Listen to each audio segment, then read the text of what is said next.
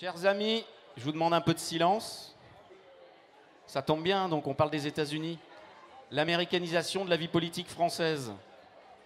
Un tox ou un faux? Cole Stangler, journaliste américain, correspondant à Paris. Christophe de Roubaix, journaliste à l'Humanité. Christophe, je te cède la parole. Donc Jean-Manuel vous a donné le thème. Il y a un mot un peu fétiche là-dedans, dans le titre de notre débat, c'est le mot américanisation. Et une fois qu'on a dit américanisation, on a souvent tout dit. Et vous avez remarqué que dans le débat public en France en ce moment, on utilise un certain nombre souvent à tort et à travers d'ailleurs, un certain nombre de concepts venus des États-Unis ou qu'on pense venus des États-Unis. Notamment la culture woke, le wokisme et le cancel culture. Et donc j'ai fait un petit exercice pour commencer. J'ai ouvert Google et j'ai tapé Le Figaro, qui est un grand journal de référence en France, le journal de la droite qui ne s'en cache pas. Et j'ai tapé Le Figaro woke et Le Figaro cancel culture. Et je vais vous lire ce qui est venu, hein. Vous pouvez le faire, il n'y a rien de trafiqué. La culture woke me fait penser à l'essor de l'islam dans le monde arabe, rien de moins. La culture woke s'immisce pas à pas dans les entreprises. Donc on voit là, le danger se précise entre l'islamisme dans les entreprises. La culture woke veut chasser le grec et le latin des universités américaines, ce qui m'avait échappé personnellement. Quant à la cancel culture, Coluche aurait-il survécu à l'ère de la cancel culture? Dire non à la peine de mort sociale, là encore rien de moins, et même Barack Obama en a marre. Voilà. Alors en fait, c'est pas tout à fait nouveau quand même, l'utilisation de concepts américains, parce que c'est un peu moins maintenant, mais fut un temps où on a utilisé en France, là aussi à tort et à travers dans le débat, dès qu'il fallait fermer le débat en fait, un terme qui s'appelle le communautarisme. Voilà. Et donc le communautarisme, d'abord c'est un mot qui n'existe pas en anglais, il n'y a pas de traduction pour ce mot communautarisme. Et puis surtout, je trouve que le gros défaut ou l'avantage pour ceux qui l'utilisaient, c'était quand vous pensez à communautarisme, vous pensez, je pense, instinctivement à l'organisation de la société et à l'intégration de communautés donc sur des bases raciales, ethniques, et non pas, comme le veut le modèle républicain, supposément, l'intégration par les individus. Et donc spontanément, ce qu'on peut avoir en tête quand on parle de communautarisme, c'est évidemment des quartiers dits ethniques. En tout cas, en France, c'était toujours utilisé dans le cadre de la banlieue. Donc, en disant on n'est pas comme les États-Unis, on n'est pas communautariste, ça renvoie aux quartiers noirs, aux supposés ghettos, aux quartiers latinos. En fait, ça renvoyait à tout, sauf au vrai communautarisme américain, originel, le communautarisme blanc, de l'entre-soi blanc. Ce sont enfin, je fais vraiment très succinct. Historiquement, ce sont les WASP qui ont décidé que l'organisation de la société serait extrêmement ségrégée et qu'on aurait des divisions socio-spatiales, ethniques dans la société. Bref. Donc tout ça, ça forme, hier communautarisme, aujourd'hui woke, cancel culture, ça forme ce que Cole a appelé dans une contribution publiée dans le New York Times, le refrain familier. Et en même temps, donc en France, là, récemment, on entend l'américanisation de la France, l'importation de concepts nés et forgés aux États-Unis. Et donc Cole, je vais lui laisser la parole, va nous donner un peu ce que lui a écrit dans cet article, parce que d'une certaine façon, moi, je spoil, comme on dit, ou je divulgage. Cole dit, oui, il y a bien une américanisation de la vie politique française, mais ce n'est pas forcément celle en laquelle vous croyez. Donc je te laisse la parole, Cole, et merci d'être venu, d'avoir répondu à notre invitation. Ouais, merci Christophe, bien sûr.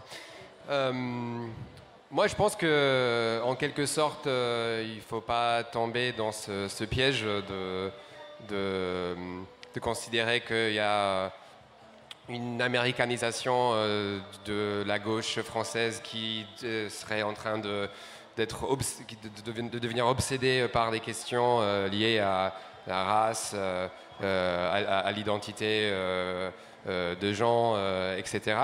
Mais pour moi, le vrai problème, c'est plutôt la droite en France. C'est plutôt la façon dont un certain nombre de politiciens en France un certain nombre d'éditorialistes, de chroniqueurs, de personnalités sur les plateaux télé en France. Comment eux, ils reprennent en fait les mêmes discours, les mêmes stratégies de la droite américaine. Justement en jouant sur ces questions très clivantes qui, aux États-Unis, et là je vais faire juste une parenthèse pour expliquer un peu ce qu'on appelle aux États-Unis les guerres culturelles. C'est un concept assez important aux États-Unis. C'est l'idée, enfin le mot fait référence à un certain nombre de conflits qui ont été mis en avant, menés par la droite aux États-Unis, sur des sujets qui au final ont très peu ou pas d'impact réel sur la réalité matérielle des gens, c'est-à-dire des questions sociales, les salaires, la distribution des richesses, etc. Mais plutôt des questions très clivantes sur des sujets de société. Donc typiquement, le sujet classique, la guerre culturelle classique aux États-Unis, qui est aussi un peu spéciale, c'est la question de l'avortement. Donc la droite américaine qui a investi beaucoup d'argent, mais de temps dans ce combat anti-avortement. Un autre exemple classique, c'est il y a tout un tas de guerres culturelles aux États-Unis autour du système d'éducation, ce que les profs devraient enseigner à leurs élèves ou ce qu'ils ne devraient pas enseigner à leurs élèves. Mais la place de la religion dans tout ça, la place de la religion dans la société. Et du coup, c'est une stratégie, il faut bien utiliser ce mot, une stratégie en fait de la droite américaine pendant les années, disons 70, années 80, de mettre en avant ces guerres culturelles pour cliver la société, pour convaincre, pour aller vite, des électeurs des classes populaires pour voter à droite, vraiment pour aller vite. Donc, il n'y a pas un hasard que c'est au moment de l'essor du reaganisme, donc des années 80, Reagan au pouvoir, en même temps que Reagan fait des réformes pour baisser les impôts sur les riches, en même temps qu'il fait des réformes pour casser le mouvement syndical, attaquer les droits des travailleurs aux États-Unis. En même temps, les républicains sont en train de dire aux classes populaires, vous savez, les élites, ils veulent enseigner telle ou telle chose à vos enfants. Les élites qui habitent dans les grandes villes, ils veulent que les homosexuels aient le droit d'enseigner vos enfants, par exemple. Et tout un tas de sujets comme ça pour cliver et pour convaincre des électeurs de voter à droite, voilà, pour aller vite. Donc c'est une stratégie en fait de mettre en avant ces sujets clivants pour convaincre leurs électeurs. Est-ce que, pour revenir maintenant à la France, ce que j'observe, c'est qu'en France, on voit un essor, on voit l'émergence en fait de ces guerres culturelles, mais à la française. Donc moi, quand je regarde la télé en France, les grands sujets, et là, Christophe, tu as cité un certain nombre d'exemples dans les grands journaux.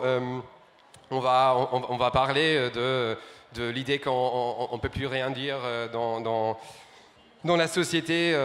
On va parler pour donner un exemple plus concret que ça quand même, l'exemple des cantines sans viande à Lyon. Donc c'est l'idée que les Verts qui arrivent au pouvoir veulent détruire, forcer tout le monde à devenir végétarien. Ou toute l'attention qui a été prêtée à l'affaire Mila sur les plateaux télé, dans le débat public.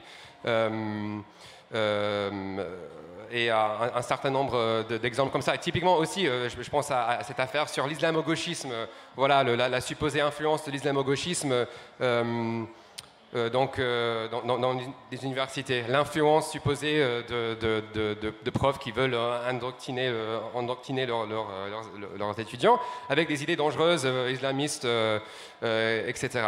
Et donc, dernier point que je voulais faire, c'est ça qui aussi me fait beaucoup penser aux États-Unis, c'est l'importance de la télévision dans la construction en fait de ces conflits, de ces guerres culturelles, et notamment CNews. bon, évidemment, je ne suis pas le premier à faire le lien, mais quand je regarde CNews, ça ressemble beaucoup à Fox News aux États-Unis. Fox News qui est vraiment un des moteurs très très importants pour la droite d'avancer en fait ces idées, de mettre dans l'espace public ces conflits culturels. Et CNews, à la fois dans le fond, sur la forme aussi de CNews, on voit clairement des parallèles sur le fait qu'on va avoir voilà, les synthés en bas de l'écran qui vont sortir qui vont se concentrer sur les sorties les plus clivants du débat. On va inviter des chroniqueurs pour faire des arguments très clivants. Quand tout est fini, on est en train de discuter pendant des heures et des heures l'affaire des cantines sans viande voilà, à Lyon, ou l'écriture inclusive. Ou le fait que les profs importent des théories dangereuses et sont en train d'endoctriner leurs étudiants. Donc ça, c'est quelques exemples. Merci, Cole. J'aurais peut-être dû poser cette question dans un premier temps. Est-ce que tu peux donner, toi, la définition de la culture woke, du wokisme d'un côté, et de ce qu'on appelle la cancel culture aux États-Unis? De quoi on parle pour être un peu précis? La cancel culture, ça fait référence à l'idée qu'il y a certaines personnes qui soit ont des idées dangereuses, soit qui ont eu des comportements pas acceptables, et que par conséquent ces personnes-là ne devraient pas avoir le droit à la parole dans la presse, dans la télévision, dans les universités, etc. Et donc c'est ça à la base, l'idée de la cancel culture, c'est ça. Mais évidemment, commencer, c'est une idée maintenant qu'on va déployer pour dire qui veut dire autre chose aussi. Et donc woke, l'autre mot-clé qu'on entend très souvent dans le discours, dans le débat public français. Woke, on entend aussi wokisme, donc un nom qui, bon, en anglais, le mot n'existe pas, il n'y a pas de wokisme, il y a woke, qui est un adjectif pour décrire des gens qui ont des valeurs très très progressistes et qui sont un peu illuminés, qui savent exactement comment se comporter, qui sont très très progressistes sur toutes les questions clés. Et du coup, maintenant, on voit le mot woke devient une espèce de... c'est une façon d'attaquer certains acteurs qu'on n'apprécie pas trop dans la vie politique. C'est un mot qu'on entend assez souvent voilà, pour critiquer une gauche qui considère que c'est important de parler du racisme, que c'est important de parler du féminisme, que c'est important de parler des droits LGBT. Et donc maintenant, ce mot, c'est une façon un peu de mettre fin au débat et de ne pas vouloir les écouter, de ne pas vouloir écouter ce qu'ils ont à dire.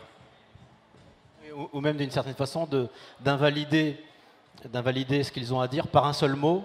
Je suis assez d'accord avec cette idée-là qu'en gros ce sont des mots, des concepts qu'on oppose à tous ceux qui tentent, alors plutôt à gauche, plutôt la jeune génération, qui tentent d'opposer à la droite républicaine, enfin pour ce qui concerne les États-Unis à l'origine, d'être sur la ligne de front idéologique avec les républicains. Chaque fois que quelqu'un vient porter une vue contradictoire et s'organise pour contester l'hégémonie culturelle en quelque sorte à la droite républicaine, la droite excipe woke, cancel culture, donc on ne peut plus rien dire. C'était un peu le cas du politiquement correct aussi, on a eu le politiquement correct, bon, l'histoire serait un peu longue, c'est pas notre objet.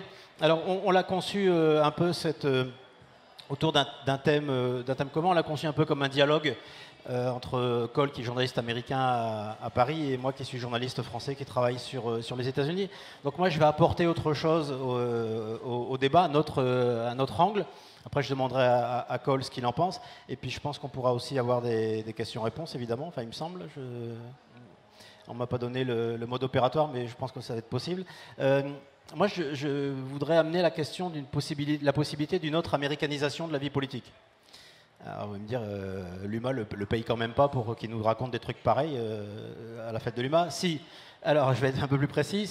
J'appelle ça la sanderisation de la gauche française, évidemment en référence à Bernie Sanders.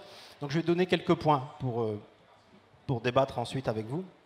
D'abord, je ne crois pas dans la thèse du glissement à droite de la société française.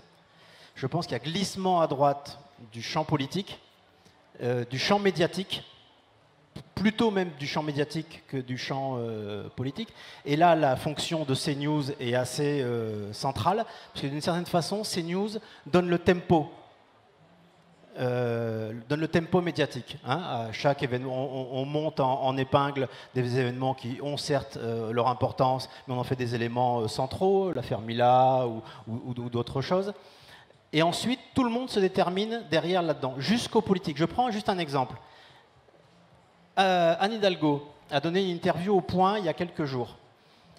On lui pose la question, est-ce que vous allez faire campagne sur le wokisme? Réponse, non. Titre, je ne ferai pas campagne sur le wokisme. Où est le problème là-dedans? Le problème est double pour moi. Le problème est que, évidemment, le Point va chercher à tout prix ça. Et le problème surtout, c'est qu'Anne Hidalgo accepte les termes de la question. Là où on en parlait avec Cole avant, je trouve que l'une des grandes forces de la gauche américaine et des figures de la gauche américaine, c'est de reformuler la question. Vous posez cette question à Alexandria Ocasio-Cortez, vous pouvez être sûr que vous n'aurez pas une réponse par oui et par non. Vous aurez une reformulation de nature philosophique sur l'objet de la question, mais pas sur les termes de la question même. Donc on prend l'hameçon et après on avale toute la ligne. Voilà. Et là, typiquement, Anne Hidalgo a avalé toute la ligne, en l'occurrence. Mais donc, il y a quand même une force de CNews qui donne le tempo. Donc, pour moi, droitisation, je sais que ça peut faire débat. Il n'y a pas de droitisation de la société française. J'en veux deux preuves. La première, c'est le rapport annuel de la Commission nationale consultative des droits de l'homme qui mesure d'année en année le positionnement idéologique des mentalités des Français par rapport à un certain nombre de grandes questions. L'attitude vis-à-vis des homosexuels, des immigrés, ils appellent ça l'index de tolérance. Bon, j'aime pas du tout ce mot de tolérance, mais enfin, on comprend ce que ça veut dire. Et on voit bien que d'année en année, la société française est de plus en plus ouverte et n'est pas fermée sur ces questions, je veux dire, d'identité. Bon. Elle ne l'est pas pour une raison. C'est pas que fondamentalement les Français changent tous les 10 ans d'opinion. C'est qu'arrive une nouvelle génération, année après année, de nouveau, des jeunes qui, on le voit bien, sont beaucoup plus ouverts. Donc, c'est-à-dire qu'en gros, les générations anciennes, mais parce qu'ils ont aussi grandi dans un monde qui était déterminé culturellement, politiquement, idéologiquement par grandir dans la France coloniale des années 50-60 et grandir dans la France des années antiracistes, du mouvement antiraciste des années 90-2000, ne produit pas forcément la même chose. Bref. Et ça, je vais revenir sur la question du renouvellement générationnel. Et la deuxième preuve, c'est Le Monde qui titrait la semaine dernière, qui est sur la base d'une grande enquête d'Ipsos, que le clivage gauche-droite avait toujours une persistance, est une réalité, contrairement à ce qu'on aurait pu croire après l'élection d'Emmanuel Macron. Bon. Donc, pour moi, il n'y a pas de glissement à droite de la société française. On est plutôt même peut-être en phase un peu de polarisation politique comme aux États-Unis, mais je suis un peu prudent là-dessus. En tout cas, il continue d'y avoir ce qu'on appelle le peuple de gauche, et même, alors moi je n'ai pas travaillé directement là-dessus, donc je cite mes sources. C'est un politologue qui s'appelle Vincent Tiberge, qui a beaucoup travaillé sur cette question du renouvellement générationnel en France, et qui dit que l'arrivée à l'âge de citoyen des nouvelles générations est très favorable à la gauche politique, puisque dans leur mentalité et leurs idées, ils sont beaucoup plus proches de la gauche que de la droite.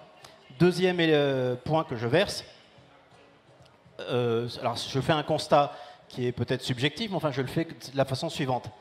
La gauche américaine est en meilleur état que la gauche française. Bon, si j'avais cru dire ça un jour à une fête de l'humanité, ou même tout, je pense qu'aujourd'hui la gauche américaine est en meilleur état que la gauche française, pour plusieurs raisons. D'abord, elle pèse dans les débats publics. mais dans les républiques de longue date. Dès 2011, c'est-à-dire un peu après le mouvement d'Occupy Wall Street, Michael Moore, qui est quand même peu suspect d'être totalement un optimiste béat, disait à un Left Forum à New York, il avait été sifflé d'ailleurs par l'audience, nous avons gagné la bataille, nous sommes majoritaires dans les esprits, déjà dès 2011. Deuxièmement, ça veut dire aussi que la gauche elle avait mené cette bataille idéologique. C'est-à-dire que, pour refaire mon petit point d'avant, quand on pose une question à quelqu'un de gauche sur est-ce que vous allez faire campagne sur le walk-in, vous ne répondez pas oui ou non. Parce que là, vous perdez la bataille idéologique. Deuxièmement, la gauche pèse au sein de l'administration Biden. Bon, c'est-à-dire elle pèse dans les esprits, mais elle pèse aussi institutionnellement. Bernie Sanders est le président de la commission budgétaire au Sénat, qui est un poste absolument central dans le dispositif. Alors, il y a plein de contradictions, il y a plein de limites. Le débat n'est pas sur l'administration Biden et ce que Biden fait, mais sur le prisme de la gauche. Et troisièmement, elle pèse en termes d'incarnation politique, et je pense qu'elle a réussi d'une certaine façon à transmettre le flambeau à une nouvelle génération. Encore une fois, Alexandria Ocasio-Cortez en est le symbole. Enfin, elle a 32 ans.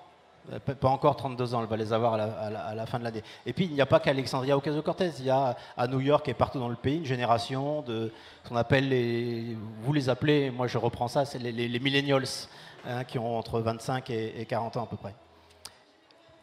Deuxièmement, le constat qui est le mien. Je le verse au débat. Troisièmement, quels sont les ingrédients, à mon sens, du fait que la gauche américaine se porte mieux que la gauche française? Alors, il y a, je pense, la pleine conscience que le renouvellement générationnel est une force motrice du changement politique. Un truc, enfin moi encore, je vous le dis, on est entre nous à la fête de l'humanité, je ne comprends toujours pas que la gauche, ce qui n'est pas tout à fait le cas de Mélenchon en 2017, à vrai dire, que la gauche française n'ait toujours pas compris que les jeunes électeurs étaient beaucoup plus à gauche que les anciens électeurs qui arrivaient avant. Voilà. Et si la gauche française ne comprend pas ça, elle continuera à parler dans le vide, à mon sens. Et à parler dans le vide parce que elle ne parlera pas forcément aussi aux thèmes qu'on a un peu abordé ici, d'ailleurs, d'une certaine façon, aux thèmes par lesquels cette jeune génération entre en conscience politique. Globalement, c'est le triptyque féminisme, antiracisme, justice climatique. Et dernier point, dernier ingrédient, il me semble, du succès de la gauche américaine, c'est un discours auprès des classes populaires qui globalement n'a rien cédé, encore une fois, sur ce que j'appelle la ligne de front idéologique, n'a rien cédé à la droite nationaliste républicaine. C'est-à-dire, si je pense que Bernie Sanders, même s'il a perdu ses 2 campagnes pour les primaires, a montré qu'il pouvait avoir un discours qui avait un écho auprès des classes populaires sans devenir ou un peu identitaire, ou un peu sécuritaire, ou un peu... Voilà. Alors, à partir de ces ingrédients, moi, si je savais comment prendre ces ingrédients et les mettre dans la gauche française, je te montrerais une boîte de consulting politique et je ferais élire le prochain président de la République. Donc évidemment, c'est pas aussi simple que ça. Mon rôle est un rôle d'observateur, d'analyste, de journaliste. Voilà.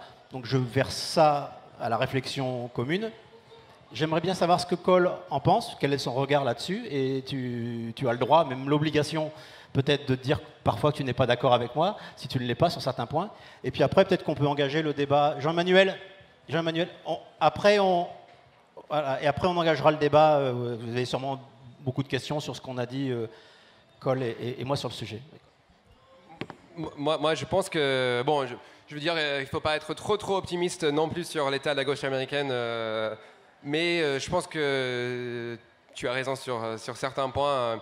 Et notamment, en fait, cette nouvelle génération de jeunes élus qui sont élus officiellement avec le soutien du Parti démocrate, que ce soit au niveau fédéral, au Congrès, avec Alexandria Ocasio-Cortez. Il y en a d'autres aussi, de jeunes presque que des femmes élues au Congrès, qui sont très à gauche. qui vont soutenir le Green New Deal pour investir, pour stopper le réchauffement climatique, en tout cas mieux faire la transition écologique aux États-Unis, augmentation du salaire minimum, renforcement de l'État-providence, en tout cas ce qui existe de l'État-providence aux États-Unis, etc. Cette nouvelle génération qui parfois se décrit comme socialiste, qui est un mot qui devient de plus en plus à la mode aux États-Unis, qui devient accepté aux États-Unis de s'appeler socialiste. Ils se sont fait élire avec, en fait, je vais recommencer. Je pense que si ces jeunes élus, en fait, si ces jeunes qui sont maintenant élus voulaient se présenter en France, je pense qu'ils auraient eu du mal. Donc, prenons Alexandria Ocasio-Cortez, par exemple. Et là, et je pense qu'en grande partie, ils auraient eu du mal à cause, si je peux dire, à cause du système actuel des partis politiques en France et surtout au fonctionnement des partis politiques en France. Quelqu'un comme Alexandria Ocasio-Cortez, elle veut se présenter. Et elle commence à parler avec ses proches, mais elle parle avec des militants, avec des syndicats dans son quartier, et elle dit, tu sais quoi, je vais me présenter dans cette primaire, peut-être je vais perdre, mais je vais me présenter parce que je pense que j'ai raison, et j'ai du soutien dans ma communauté, les syndicats, les écologistes, des gens autour de moi, et je pense que je pourrais, si je perds, tant pis, mais je vais essayer. Et du coup, elle se présente. Parce qu'elle peut se présenter dans ce système de primaire. Et c'est ça, en fait, une des ironies, je trouve, aux États-Unis, le système des deux partis a quand même beaucoup de problèmes. Mais un des avantages, si on peut dire, c'est le fait que les primaires soient ouvertes. Alors que, imaginons quelqu'un comme Alexandria Ocasio-Cortez ou même Cori Bush, qui vient de se faire élire dans le Missouri, qui est très jeune aussi, classe populaire noire de Saint-Louis, qui a battu, elle a battu un député qui faisait vraiment partie du système local depuis des dizaines d'années. Si Cori Bush voulait se présenter en France, si elle aussi voulait se présenter en France, tu peux pas te présenter comme ça. Il faut déjà travailler un peu pour le parti. Peut-être tu vas tracter au début, ensuite on va t'envoyer peut-être dans une circonscription, dans une élection que tu vas sans doute perdre, et puis peut-être dans 2, 3 ans, 5 ans, 7 ans, 10 ans, peut-être là tu auras l'occasion d'être envoyé dans un endroit où tu pourrais peut-être gagner. Et donc moi je pense qu'il y a un problème en fait en France, si on compare un problème en France. Je pense qu'il faut plutôt dire, en fait, regardez les conditions dans lesquelles ces jeunes personnes dynamiques ont pu accéder à la politique. Et je pense qu'il y a un certain nombre de barrières, des limites, des barrières à ça qui existent en France. Un autre exemple, très brièvement, je vais être court, c'est que si on regarde, en fait, les origines,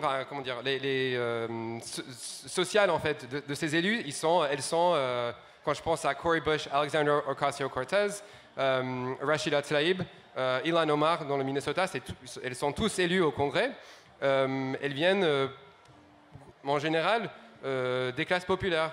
En France, il y a un grand problème de représentation des classes populaires dans les partis politiques et dans l'Assemblée nationale, par exemple, et même au sein des partis de gauche. Moi, je me souviens, j'ai regardé, je pense que là, dans les régionales, j'ai vu une étude sur le nombre de candidats issus des classes populaires pour chaque parti, et c'était assez frappant, en fait. Donc CSP moins,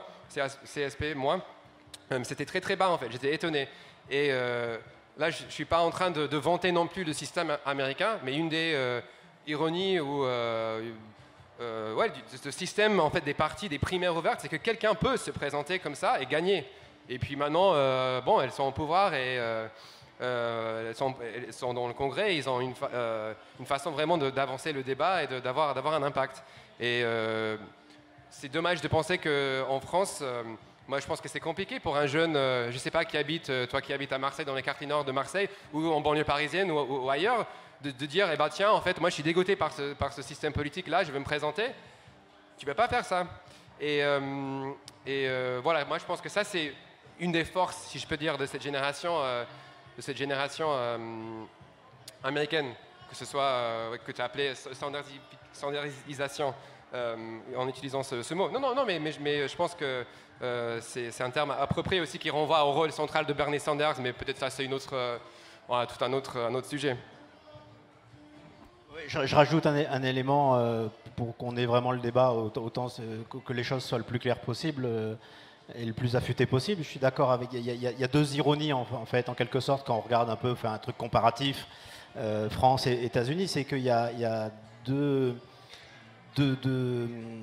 voies qui ont permis à la gauche américaine, ce qui ne veut pas dire que c'est transposable en France, hein, de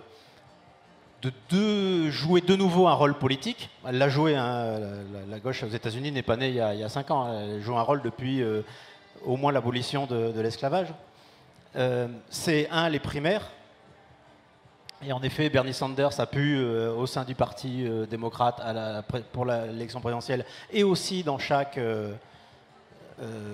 circonscription. Hein. Donc Alexandria Ocasio-Cortez a battu un démocrate sortant, centriste, en 2018. En 2020, c'est Jamal Bowman qui a battu Eliot Engel, qui était aussi un centriste. Et donc, année après année, à New York et dans d'autres villes, hein, Rachida Tlaib a fait à peu près pareil. Enfin bon, grâce aux primaires, ces candidats, beaucoup de candidates. C'est un mouvement, la sanderisation de la gauche aux États-Unis est un mouvement profondément féminin, gagne d'année en année des postes. Et là, j'en profite pour vous vendre, entre guillemets, le hors-série que l'Humanité vient de publier sur les 20 ans du 11 septembre, où je suis allé faire un reportage à New York sur 20 ans après, où justement je regarde ça avec l'effet du renouvellement générationnel, et où j'ai rencontré Rana Abdelhamid, que le New York Times compare à la nouvelle Alexandria Ocasio-Cortez, qui elle-même a 28 ans. Elle va se présenter, elle se présente aux primaires contre l'une des dernières démocrates centristes, de l'establishment de New York, qui s'appelle Catherine Maloney. Elle est issue d'une famille de commerçants égyptiens qui habitaient dans le Queens. Elle a réussi ses études universitaires, parce que le point commun un peu de cette génération, c'est cette génération très féminisée, qui vient des classes populaires, mais qui a aussi réussi ses études supérieures. Ils sont souvent très diplômés, hein, à part Cori Bush, qui est vraiment une militante de Black Lives Matter depuis le début et compagnie.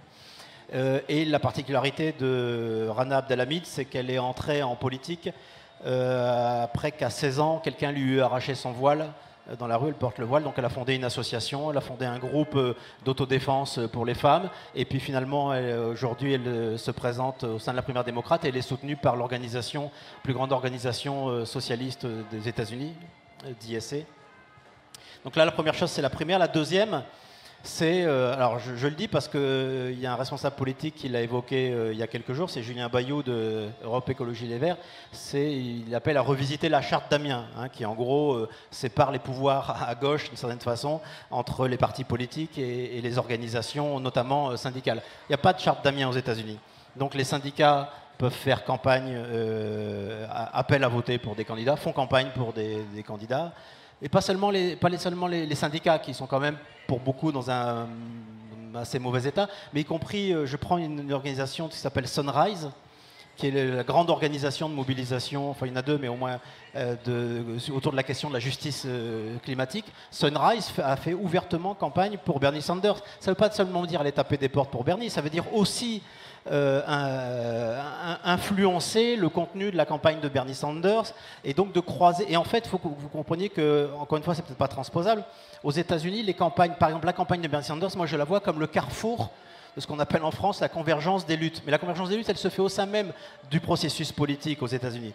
C'est-à-dire qu'il y a des représentants des Amérindiens, il y a Black Lives Matter qui est un peu dedans, parfois. Bon, il y a Sunrise, il y a les syndicats, il y a les organisations plus politiques comme les DSA, Democratic Socialists of America. Bon, voilà. Transposable ou pas en France, en tout cas, maintenant on est ouvert à vos questions.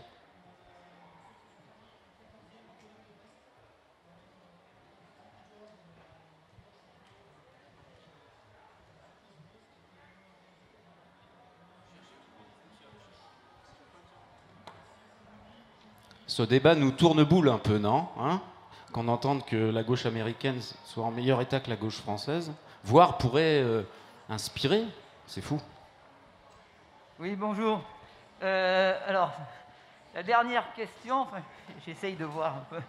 La dernière question m'intéresse. Je voulais prendre la parole justement pour ça, puisque il y a, comme vous dites, et bon, Christophe de Roubaix, je n'ai pas tout suivi, tout ce que vous avez écrit, mais quand même, les relations avec les syndicats aux États-Unis. J'avais un peu l'impression, mais je ne sais pas, justement, c'est une question, hein, si, au fond, au sein du mouvement syndical, ça avait bougé. J'avais imaginé que l'émergence de Bernie Sanders pouvait venir aussi de certaines luttes qu'il y avait eu avant syndicales. C'est quelque chose dont on ne parle presque jamais en France, des syndicats aux États-Unis. Alors je ne sais pas, peut-être qu'ils sont complètement ras de terre, mais je ne suis pas tout à fait sûr. Et dans la comparaison avec la France, justement, le mouvement syndical, je ne vais pas le représenter, mais enfin je suis délégué syndical, je suis engagé syndicalement, plus que politiquement. Le mouvement syndical est quand même très, très, à la fois divisé en France et finalement assez faible. Hein. Donc là aussi, peut-être ça vaudrait le coup. Cela dit, dernière chose, puisque vous avez parlé de la charte d'Amiens, enfin moi je ne vais pas commenter les trucs des Verts, mais bon, de toute façon, alors là, je pense que il se met le doigt dans l'œil. Il y a Mélenchon qui avait voulu, à un moment donné, récupérer, enfin, entre guillemets, hein, un mouvement syndical. Il a tout de suite compris qu'il ne fallait plus faire ça. Donc, bon, je pense que là, il y a peut-être des leçons aussi à apprendre en France pour les hommes politiques. Cole, vas-y. Ouais, bon, je pense sur Bernie Sanders, c'est vrai qu'il avait le soutien de certains syndicalistes assez engagés et de certains militants, des gens assez politisés et des militants importants, mais je pense que justement, en fait, Sanders, il émerge, à mon avis, hein, je pense qu'il y a d'autres personnes qui seraient d'autres avis, mais il émerge justement dans un contexte où en fait, une espèce de désert en fait, de la gauche américaine. Justement, ça fait sa force en fait, c'est qu'il émerge comme quelqu'un qui va remettre sur la table la question de la lutte des classes, qui va remettre sur la table la question d'investir dans les services publics, de combattre le réchauffement climatique, etc. Donc c'est Sanders, c'est à la fois c'est sa force, mais c'est aussi une certaine faiblesse que tout soit porté sur le candidat au présidentiel. Qui n'a pas une base, qui aura une base électorale, qui est concentrée sur les élections. Donc justement, en fait, Sanders, je pense qu'il, voilà, c'était un peu pendant des années, c'était un peu un Moïse dans le désert. Qui défendait ses causes, personne ne l'écoutait trop au Congrès. Et puis, juste au moment où justement il se présente en 2016 dans ses primaires ouvertes, où il ne pensait pas qu'il allait gagner, mais il a dit quand même, je vais me présenter pour défendre un certain nombre de choses, et qui a clairement, ça a eu un écho, parce qu'il y a des gens qui étaient prêts à entendre ce message et qui les soutenaient. Et puis juste dernier mot sur le mouvement syndical aux États-Unis. Je peux te dire que c'est aussi divisé aussi faible, voire plus faible qu'en France quand même. Donc moi je pense que le mouvement syndical aux États-Unis a beaucoup de difficultés en ce moment, malgré une base qui continue d'exister. Un mot sur cette question, de façon normalement sur le mouvement syndical, tu poses la question du mouvement syndical. Le mouvement syndical aux États-Unis est très divers, et tu as un mouvement syndical qui historiquement est un mouvement syndical de cogestion. Le modèle du syndicalisme de l'automobile notamment, c'est pas un syndicalisme de revendication, c'est une organisation professionnelle où on négocie avec les directions des grands groupes automobiles le meilleur contrat contrat de branche possible, avec notamment la question des salaires, mais aussi de l'assurance santé. Et puis il y a un type de syndicalisme qui change un peu ces derniers temps, aussi je trouve moi sous l'impact et l'arrivée de... Je crois que c'est plus de la moitié, j'ai vu un chiffre récemment, ou même les trois quarts des nouveaux adhérents au syndicat ont moins de 35 ans. Il y a eu une lutte de syndicalisation à Harvard. Alors Harvard, c'est pas tout à fait l'usine de... Oui, non, mais le fait que... Non, mais attends, on va se mettre d'accord sur un truc, sur la moitié des jeunes femmes américaines de moins de 40 ans ont un bac plus 5. La moitié. Déjà, vous pouvez deviner ce que ça veut dire en termes d'autonomisation, de marche anthropologique. Et pour la première fois, les femmes sont plus diplômées que les hommes dans l'histoire des États-Unis. Raison aussi peut-être pour laquelle on les retrouve le plus investis en politique. Donc quand on parle des diplômés aux États-Unis, on parle de la moitié d'une génération. Donc le fait que Harvard se syndicalise contre la volonté de la direction d'Harvard, qui ne vaut pas mieux que n'importe quelle direction de grands groupes capitalistes, multinationales, c'est pas un épiphénomène en fait dans la société telle qu'elle est aujourd'hui. Ça l'aurait été peut-être dans les États-Unis des années 50, où là c'était plus à General Motors, mais aujourd'hui c'est un fait central. Et donc il y a aussi une forme de renouveau, mais alors assez timide, du syndicalisme grâce notamment à la jeune génération, et puis quand même le syndicalisme américain, avec tous ses défauts, toute sa faiblesse, a quand même remporté une bataille majeure qui est le SMIC à 15 $.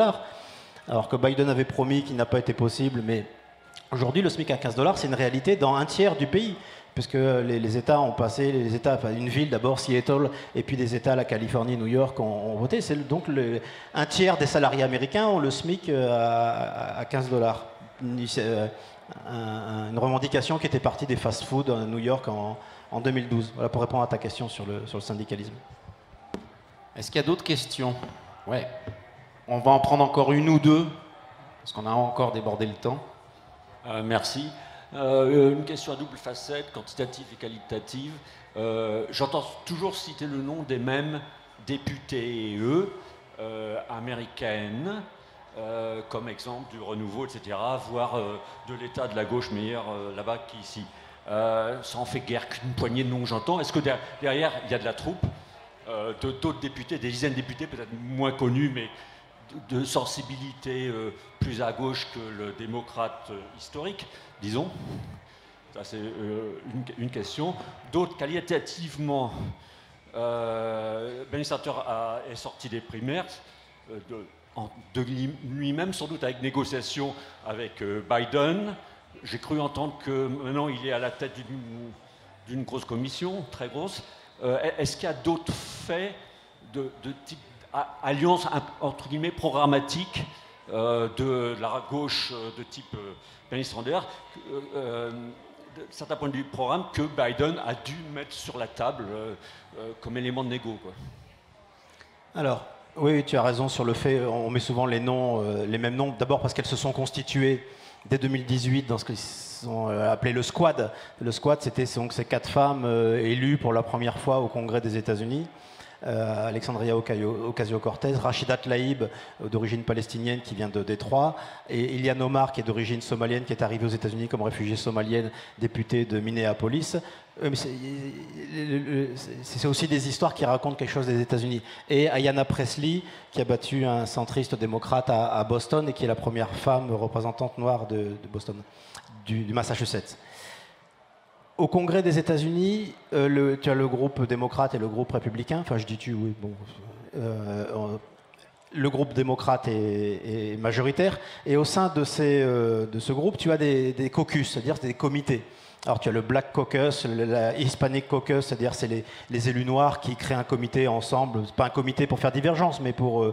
voilà. Et tu as des comités politiques. Donc, historiquement, tu as le comité politique des centristes, alors je ne sais plus comment ils s'appellent maintenant, avant c'était les Blue Dogs. Et puis quand Bernie Sanders a été élu en 92 pour la première fois à la Chambre des représentants, il a créé le Progressive Caucus. Voilà. Aujourd'hui, le Progressive Caucus est le sous-comité du groupe démocrate qui a le plus d'élus. Donc c'est pas. Alors dedans il y a des progressistes qui sont des progressistes timides quand même. Hein. Tout le monde n'est pas aussi. Faut regarder les choses en face. Et tout le monde n'est pas aussi progressiste et fer de lance que Tlaib, Ayanna Pressley, comme on dit. Mais on voit bien que Le curseur qui, selon moi, a évolué dans l'opinion publique, les forces sociales. En fait, tu parlais tout à l'heure de Bernie Sanders comme d'un Moïse. C'est pas un Moïse qui, d'un coup, a révélé à la population ce qui était bon. C'est la rencontre entre Moïse, qui dit des choses depuis 30-40 ans, et de l'ascension de forces sociales nouvelles et de forces idéologiques nouvelles portées par cette nouvelle génération. Et donc, ça impacte forcément, pas de manière mécanique, mais ça impacte l'ensemble de la société et de l'architecture politique et institutionnelle. Et c'est toujours évidemment l'institutionnel qui bloque le plus, surtout aux États-Unis. Ouais, je voulais. Il y a ta deuxième question sur l'impact. Le fait que Joe Biden, je prends un truc qui se soit prononcé pour l'abolition de la peine de mort au niveau fédéral. Joe Biden, a toute sa vie politique, était favorable à la peine de mort. C'est aussi le signe que quelque chose est en train de changer dans l'opinion publique. J'aime pas l'opinion publique. Alors je dis l'opinion publique, ça fait...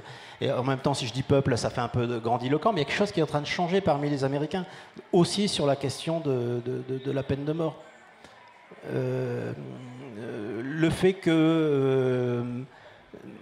tu parles de la Chambre des représentants. Nancy Pelosi, la présidente de la Chambre, qui est quand même l'incarnation de l'establishment démocrate. Son père était maire de Baltimore, elle-même est à la Chambre des représentants depuis, je ne sais même plus, très longtemps, 40 ans. Peut-être elle en est la présidente. Lors de la bataille qui s'est jouée récemment sur le grand plan d'investissement de Biden, pour lequel Bernie Sanders est allé refaire campagne, notamment dans les États du Midwest, 3500 milliards d'investissements. C'est pas de l'argent hélicoptère pour de relance, hein, c'est dans les infrastructures, avec des choses discutables aussi qui tendent vers le capitalisme vert et compagnie. Il y a quelques députés démocrates centristes qui ont dit non, mais nous on va pas s'engager, on va pas voter là-dessus, c'est pas bon pour nous dans notre circonscription. Et sans ça, il n'y avait pas de majorité. Nancy Pelosi les a attrapés, les a pliés, les a remis dans le droit chemin. Parce qu'elle est très coriace et elle est très forte, quand même, Pelosi, il faut le dire. Mais elle le fait aussi parce qu'elle sait qu'il y a un rapport de force dans le pays qui est favorable à ça. Elle doit aussi en tenir compte, même si elle ne s'est pas réveillée un matin en disant « Tiens, je suis de gauche Oui, je pense que Biden n'est pas quelqu'un de très idéologique. Enfin, c'est pas un idéologue, c'est quelqu'un qui est... c'est un opportuniste politique, mais vraiment au sens pur du terme. C'est quelqu'un qui est prêt à changer son avis en fonction de la situation et en fonction de ce qu'il peut ou pas gagner de tel ou tel conflit.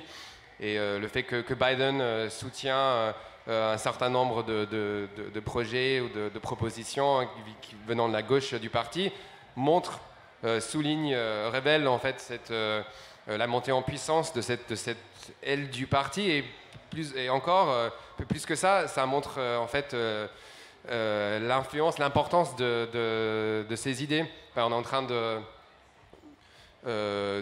gagner la bataille des idées après la bataille politique reste ça il faut toujours la gagner, mais je pense que au niveau des idées, les choses sont en train clairement d'avancer dans le bon sens.